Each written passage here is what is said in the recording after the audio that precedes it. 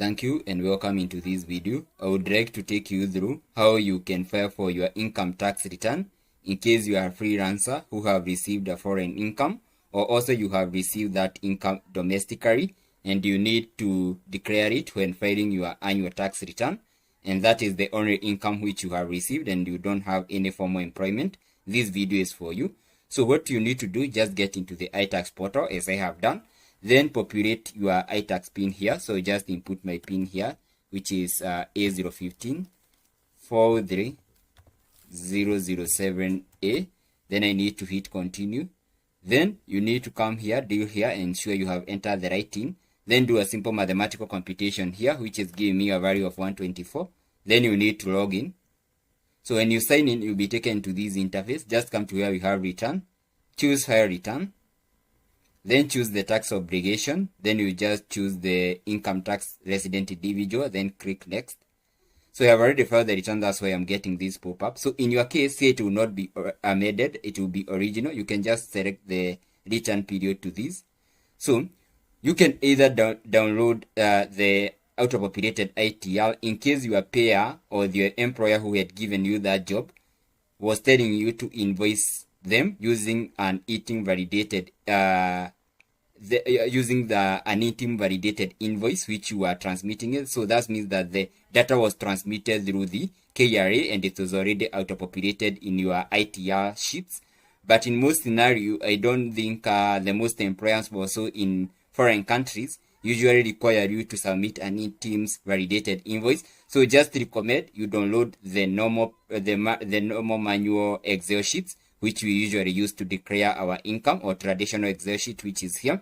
But in case you are ETIM compliant and you are offering fiscalized invoices to the payer of that income, and also you have fiscalized expenses, you can use this method. But in this scenario, I would advocate for using the manual Excel sheet which is here. Just click above it to download it. So the Excel sheet is being downloaded. So let us give it time to download. So when it downloads, the Excel sheet will be downloaded. You can now be able to access this under your downloads in the File Explorer. So I would recommend when you get into this Excel sheet, just click above it, then click Properties, then click Unblock, then click Apply, and then click OK. Then what you need to do, just click above that Excel sheet again, the zip file again, then come to where we have Extract All, choose to extract all, then click Extract.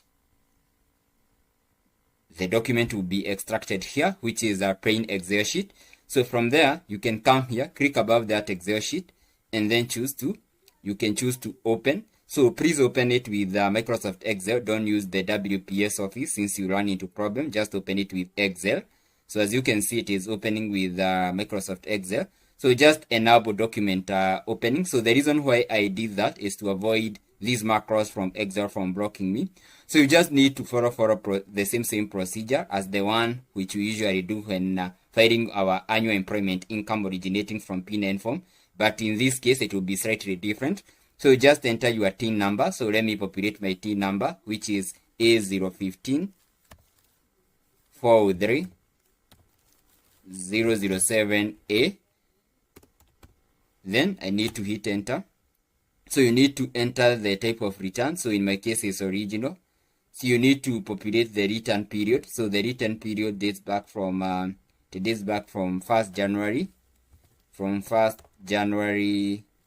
2025 to 31st December 2025. Then where it becomes slightly different is where we come to where we have, do you have any other income other than employment income? You just need to click yes. So when I click yes, you notice that I have additional sheets here, which is the P&L and the balance sheet. So I just come where we have P&L. So we are assuming that that income did not come from selling of stock item but services. So where we need to deal with is under the section number 1.2. So I would recommend we use this commission side. It's like you gain some commission from the service which you are offering.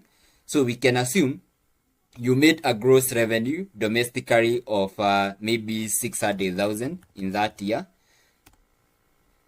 And then maybe in other scenario, you can have gained an income of maybe, let's say you earned in January an income of, we can take a scenario, you earned an income of January 2025, an income of maybe $500, $300, because maybe you don't earn a constant income in different months as a freelancer. So in that scenario, what we usually do, we can assume that in January you have different invoices. In January you earned an amount of $500. Maybe in another month you earn $400, $300. So what you do, you can technically add those dollars and use the average. You use the averaging method for interest rate, which is basically around 128. So you can assume like that year you made a gross transaction of foreign income, maybe ranging around $5,000. So you can use the average interest rate or exchange rate of the average exchange rate of 128, because the average interest rate is usually 129.5. So you can see like you gain an amount of 647,500. So just come here and populate that 657,500. So let me check if I'm correct, though this is an assumption of how you can be gaining your income. 647,500. Or basically, if in case you are doing bookkeeping, you can be using the spot interest rate, which is for that period which you are transacting. But in most cases, I know rarely do people notice about the exchange rate for different period. Then the expenses which you adjust again is this income. According to the new KRA regulation from 1st January 2026, is that any expense you'll be deducting from this income, it must be validated via iTax. So any expense which you'll be coming to deduct here, like maybe you incurred some legal expenses, maybe you had an employee who refused to pay you, maybe you have some office expenses which you incurred, or you had some staffs who had employed to help you to do some work. So in this scenario, you'll not be able to deduct these expenses and submit them in case they are not validated via iTax. But now the rescue is here. In case you didn't fiscalize your invoices or anything which you paid and it was not fiscalized via iTax, you can be able to get all the receipts which you have, which correlate to the service which you are offering. Maybe is a tech service. Maybe you bought a new laptop, maybe, or your laptop got damaged and you need to claim them. So you can come to here, or you added some new laptops in your business, which are part of the operating expenses which you usually incur in this field. So you can come in this sheet T where we have the income tax computation section, and you come at the section 6. So at the section 6, you can notice there's something which has been introduced, which is called the manual and iTax/Teams expenses. What does this mean? So you have all the expenses which you incur, that is the office rent or the rent which you incurred maybe if you operate from home. But that rent is part and parcel of the business which you do to generate that income. Maybe you incurred some foodstuff expenses when doing this transaction. So what you need to do basically, you need to get back into the iTax and come to where we have returns, and come to where we have the income tax returns adjustments, come to where we have manual and non-iTax/Teams invoices adjustment. Then you need to choose the tax period. So in this case is 2025. Then you need to click next, then click OK. Then you need to download these comma saved values, which is here. So you can open it either using WPS or Excel. Then populate these details here, which is the supplier team, the supplier name, and the invoice number, the invoice date, the supplier description, and the amount. So under the receipt which you get in the even from supermarket or from these electronic shops, you can come here and populate all the detail. Maybe you bought some bulbs for your office, which is technically assuming is your home. You enter the supplier team, the invoice number, which is always under in the invoice, the invoice date, the supplier description, and the amount. You populate all of them here, regardless of the receipt which we have. So we can assume that we populate a receipt here, which is here. So when you finish populating all the receipts, which is the what I have explained, the supplier PIN, the supplier's name, the invoice number, the invoice date, the supplier description, and the amount. So you can come here and save these CSV document. So you just come here and save it. So just save. So don't choose to save as Excel because it will not be, you will not be able to upload it in the KRA server. Just save it. And when you save it, you need to get back into the server. And when you get it back into the server, just come here, choose the file. So the file is here at the download. So you just come here and click the file. Then choose supportive document. So what is the supportive document? You have all the receipts and the invoice which you are invoiced, maybe electricity bill, rent. You just put them as one document, but that document should not exceed 10 megabytes. Just choose that document. So if in case you have invoices, let me just choose an invoice here. Okay. So I think I cannot. So just come here, take an invoice here as a supportive document, and then hit submit. So maybe we can say we claim some expenses and then click submit. Then click OK and submit. So in my case, it will not submit because I have already deferred my return for this period. So what you need to do after claiming this amount, you need to get back into the Excel sheet and come at a sheet G, because that is where we had the column G, because that is where we had the manual and teams expenses.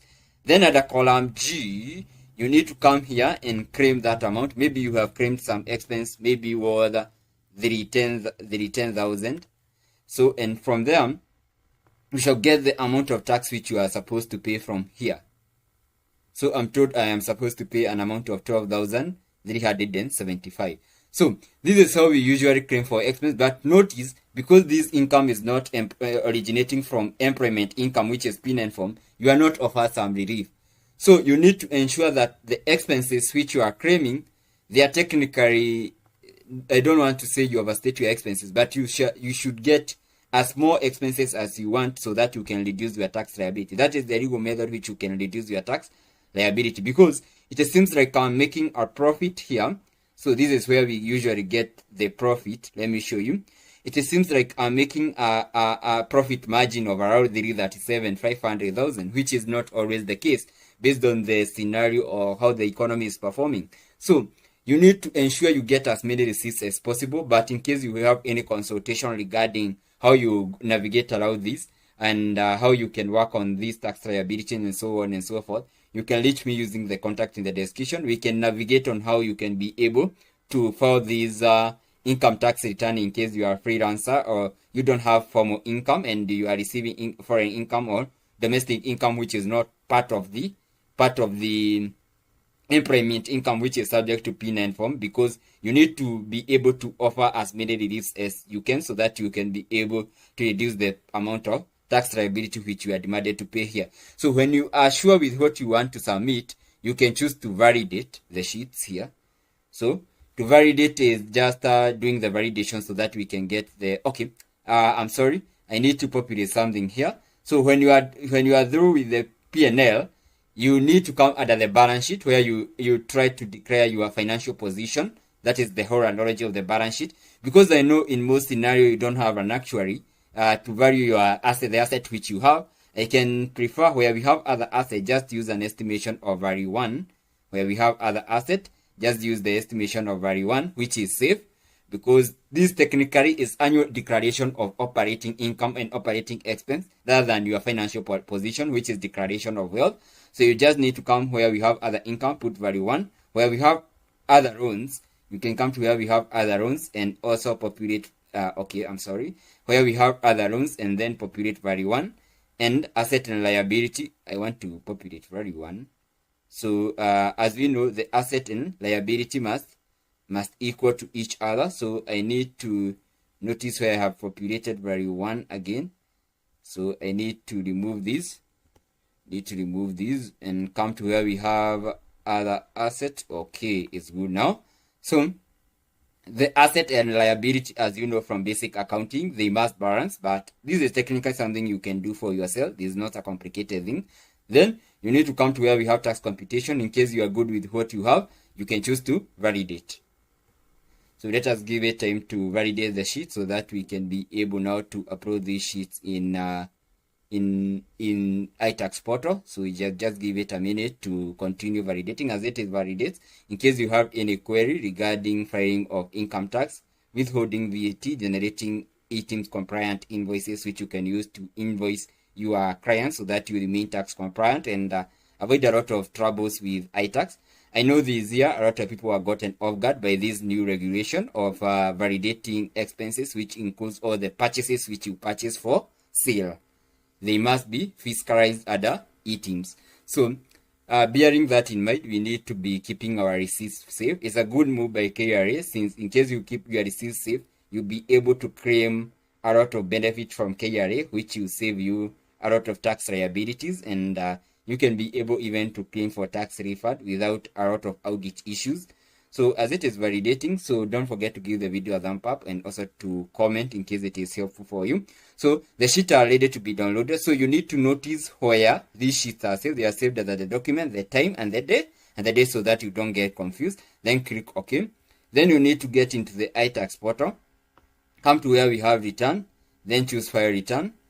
Then choose the tax obligation is the income tax resident individual. Then click next. Then you can just click OK. Then you just come to where we have return. Then come to where we have file return. Then choose the obligation. So it is the income tax resident. Then click next.